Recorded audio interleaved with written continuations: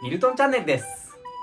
今日は DIY 時間0分で使えるシンクを設置してみました。そのシンクがこちら。今回はこのシンクを利用して車の中で手やコンタクトを洗ったり、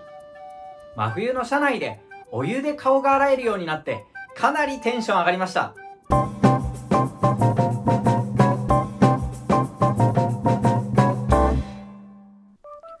これまで私は車にシンクを導入することなく車中泊を続けてきました。これには理由が3つあって、まず1つ目、車内にシンクを置くことで車のスペースが狭まり快適性が損なわれること。私のエブリィは小さな車なので、車中泊を快適にする以外の理由ではなるべく物を増やしたくありません。次に DIY が意外と大変なこと。水漏れせずに使えるシンクを作るには、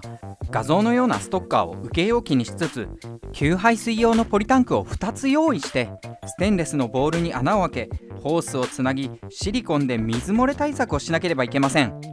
このような施工をするには、最低でも25リットル以上あるそこそこ大きなボックスストッカーを用意する必要があり、狭い車内をなるべく広く使いたい私のコンセプトに反します。3つ目は、排水タンクの水漏れの事故が怖かったこと。正直これが一番大きな原因なのですが、これらのシンクは自作のものでも市販のものでも接続にホースを使ったものがほとんどで、私のようによく失敗する人間には排水タンクを取り外す際にタンクを倒して水をこぼす可能性が高いので、これまで導入しませんでした。今回はこれらの3つの悩みを解決して、簡単かつコンパクトで快適に水が使えるようになるアイテムを他の YouTuber さんが取り上げているのを見つけたので、私も真似して導入することにしました。そこで購入したのがこのアストロプロダクツオイルストレージ5リットル。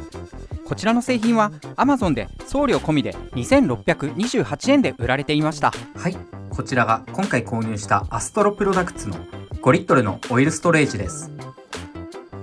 サイズは横43センチ、縦約29センチ、高さ約13センチ、重さは約 650g なのでそこそこ重たいですが、ポリエチレン製でとてもしっかりした作りなので安心して使うことができそうです。この製品はもともとこの部分で廃油を受けて使う製品で、本来はオイル以外には使用しないでくださいと書いてあるのですが、水に使う分には全く問題なさそうです。またこの部分の廃油受けの部分の深さも約 3.5 センチあり、水も流れて安心して使えそうです。シンクの排水口に当たる部分も開けてみます。この部分はいわゆるネジで締め上げるキャップ式になっていて、オーリングも仕込まれているので液体漏れの心配もなさそうです。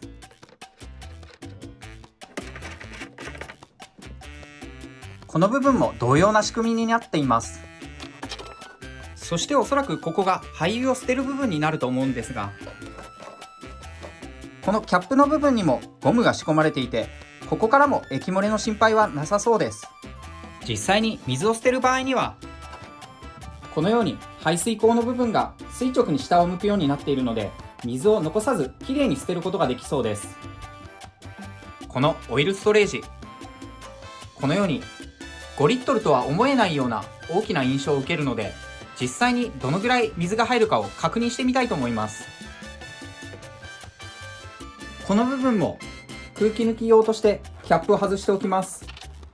水を1リットルずつ入れてみます。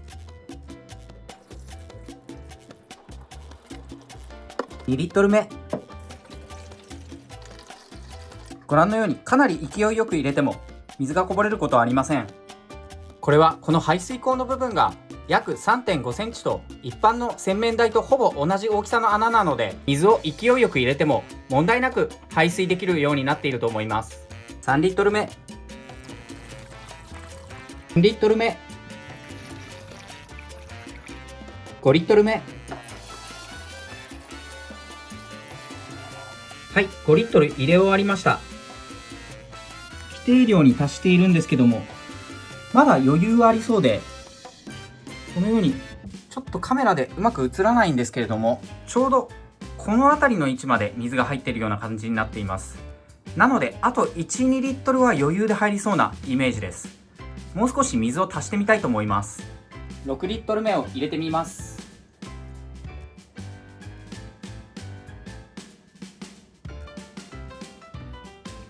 はい、6リットルを入れた状態で、ちょっと分かりづらいかもしれないんですけども、あと1リットルぐらいはいけそうなので、もう1リットル入れてみたいと思います。7リットル目を入れてみます。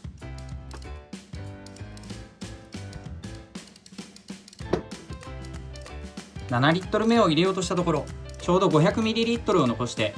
このように満水になってしまいました。なので排水に使える量としては6リットル強を見ておけば使えると思います。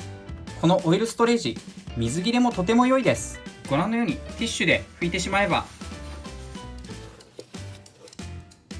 すぐに排水することも可能です。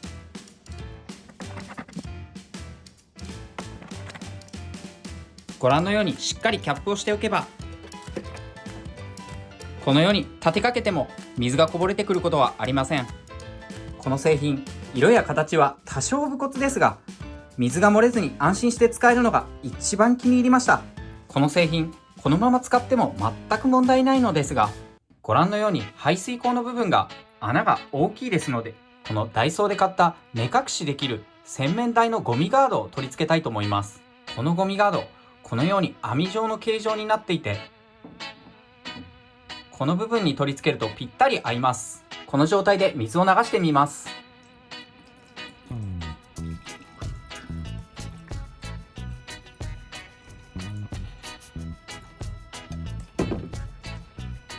多少水の流れが鈍くなりましたが、これはこれで良しとします。このアイデア、ちょっと見栄えが良くなるかと思ってつけてみたんですけども、水の流れが悪くなるのでいまいちかもしれません。今回水を供給するウォータージャグに選んだのがこちら、ダイソーの折りたたみポリタンク。こちらは 3.5 リットルで400円の商品です。こちらを選んだ理由としては、このようにコンパクトであること、折りたたみの収納時がこの横幅 22.5 センチ、横の直径が17センチ、高さは 10.5 センチなのでかなりコンパクトです。この高さなら私がフロントで使っている天井収納にも入れることができます。上蓋を外して広げるとこのような感じになっていて、この状態での高さは 21.5 センチで 3.5 リットルの水が入るようになっています。この部分を分解してみます。蛇口の部分はこのような形状になっていて、今これは水が止まる状態なんですが、これを上に上げるとこのようにシリコンのキャップの部分に隙間ができて、この部分から水が流れ出るような仕組みになっているようです。注ぎ口はこのようになっていて、この横の部分のパイプから水が供給されるようになっています。このキャップはしっかり閉めておかないと水が漏れるそうなのでしっかり閉めました。念のためこのダイソーの折りたたみポリタンクが本当に 3.5 リットル入るかチェックしておきます。2リットル目、3リットル目、3リットルを入れた段階でここまで水が来ていますので、おそらくもうそんなに入らないと思うんですが、とりあえず水を追加してみます。水はご覧のようにここで満水になりました。そしてこちらの残りも 500ml になっていますので、記載通りこの折りたたみポリタンクは 3.5 リットルの容量がありそうです。取っ手の部分もしっかりしていて、 3.5 リットルの水を持ち上げても全く問題なさそうです。この 3.5 リットルの折りたたみのポリタンクが満水の状態から蛇口を全開にしてどのぐらいの時間で水がなくなるかを計測してみます。水の出具合はそれほど水圧は高くないですが、車内で使う分には十分です。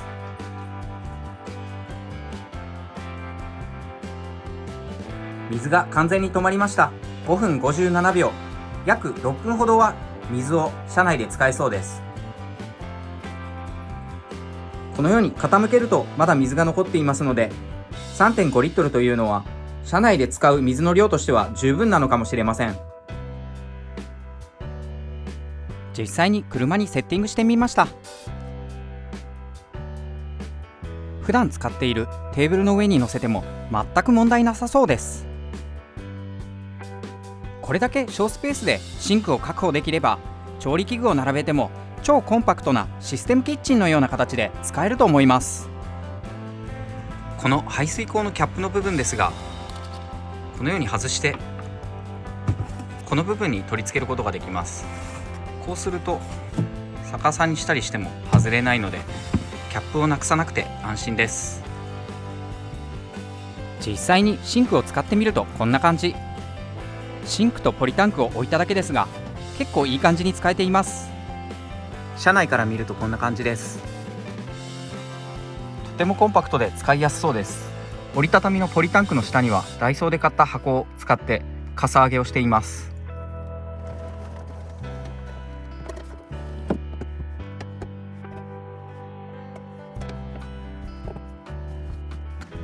このように調理器具を並べても問題なく使えます。はい。で、このダイソーの折りたたみポリタンクの蛇口なんですけれども、横から見ていただくとちょっとだけ手を洗ったり物を洗ったりするには高さが足りないので、この部分のもともとあったサービスホールの穴を使って、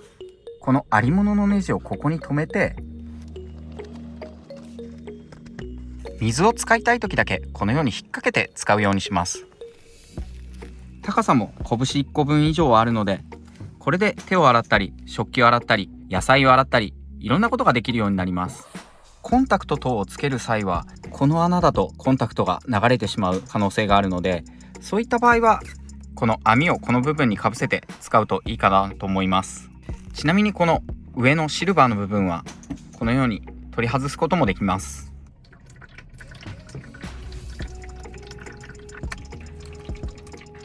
若干水の流れが悪くなりますけども、使えないほどではありません。ちなみにこのダイソーのポリタンクなんですけども、フックをかけただけだと車を運転するとこのように揺れてしまうので、運転するときはこれを取り外した方がいいと思います。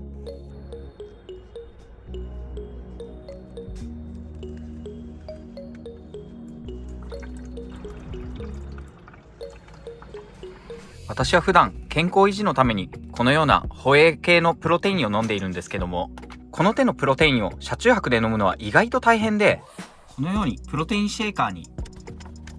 すり切り1杯の粉末プロテインを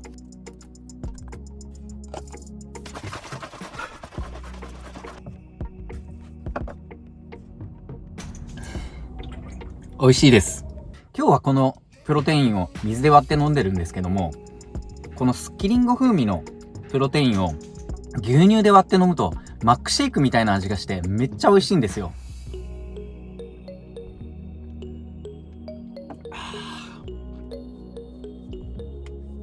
で、本当は車中泊でも毎日飲みたいぐらいなんですけども、このようにプロテインだらけになって、これはさすがに水洗いをしないと使えないんですが、このプロテインシェーカーをティッシュ等でこのように軽く拭き取って、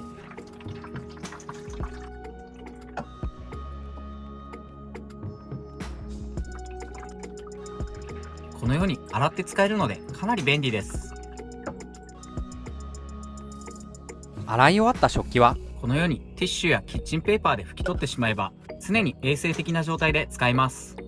そしてこのダイソーの折りたたみポリタンク、便利に使う方法を思いつきました。こちらは先日買った超ミニ電気ケトル。この部分の水をこの電気ケトルに溜めて約 350ml のお湯を沸かします。お湯を沸かす際はこのように AC 電源をつなぎ、ポータブル電源でお湯を沸かします。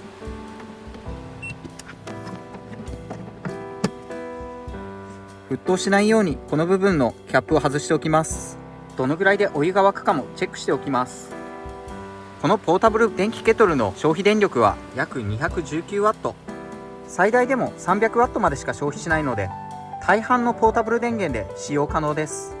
画面では分かりづらいですが、お湯が沸いているのが見えます。この部分の青い電源が切れてお湯が沸きました。約7分程度でお湯が沸かせました。バッテリーの残量は100% から 96% に、このアフェリーの 1200W のポータブル電源で約 4% ほどの電力消費でお湯が沸かせました。熱々のお湯です。でこれをお湯を入れる前の水温は 11.7 度、お湯は80度以上あります。熱いというほどではありませんが、ぬるま湯程度のお湯になりました。表面温度は 23.1 度、おそらく中のお湯はもっと温かいと思いますので、これで真冬の車中泊でもお湯で顔が洗えます。あったかいです顔をちょっと洗うにはなかなか厳しそうですけど、洗ってみます。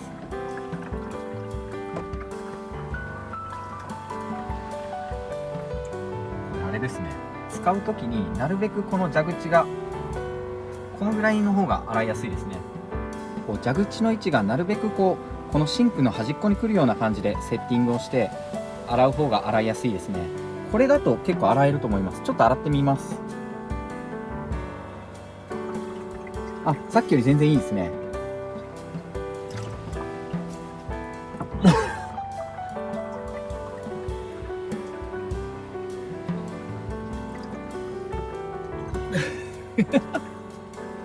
洗いますね。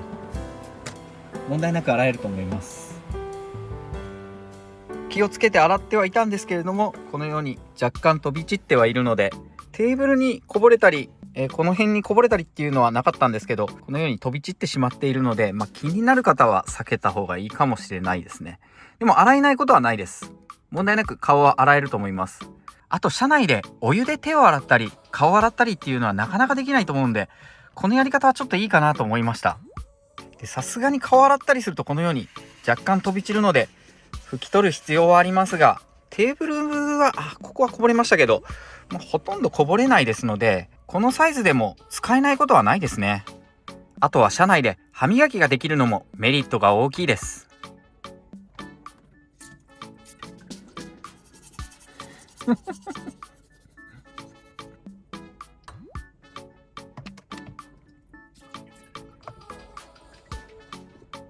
冷たい水ではなくぬるま湯なので歯茎に染みないのもいいです。歯磨きも問題なくできました。